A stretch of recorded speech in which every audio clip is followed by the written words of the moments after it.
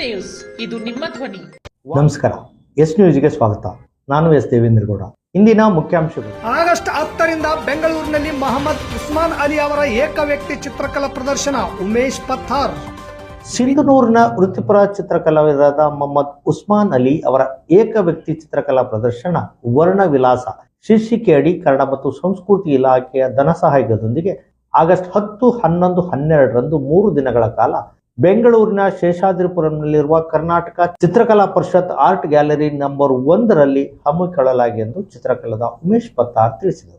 ಪತ್ರಿಕಾ ಭವನದಲ್ಲಿ ಸುದ್ದಿಗೋಷ್ಠಿ ನಡೆಸಿ ಮಾತನಾಡಿದ ಅವರು, ಮೊಹಮ್ಮದ್ ಉಸ್ಮಾನ್ ಅಲಿ ಅವರು ವೃತ್ತಿಪರ ಚಿತ್ರಕಲಾವಿದರಾಗಿದ್ದು ಸುಮಾರು 15 ವರ್ಷಗಳಿಂದ ಚಿತ್ರಕಲೆಯನ್ನೇ ನಂಬಿ ಬದುಕುತ್ತಿದ್ದಾರೆ.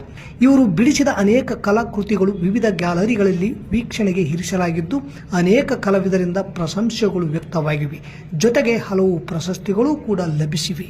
ಬೆಂಗಳೂರಿನಲ್ಲಿ ನಡೆಯುವ ಏಕ ವ್ಯಕ್ತಿ ಚಿತ್ರಕಲಾ ಪ್ರದರ್ಶನದಲ್ಲಿ ಇವರ 30ಕ್ಕೂ ಅಧಿಕ ಕಲಾಕೃತಿಗಳನ್ನು ಪ್ರದರ್ಶನಕ್ಕೆ ಇಡಲಾಗುವುದು. ಇದರಲ್ಲಿ ರಾಜ್ಯದ ಅನೇಕ ಕಲಾವಿದರು ಭಾಗವಹಿಸಲಿದ್ದಾರೆ.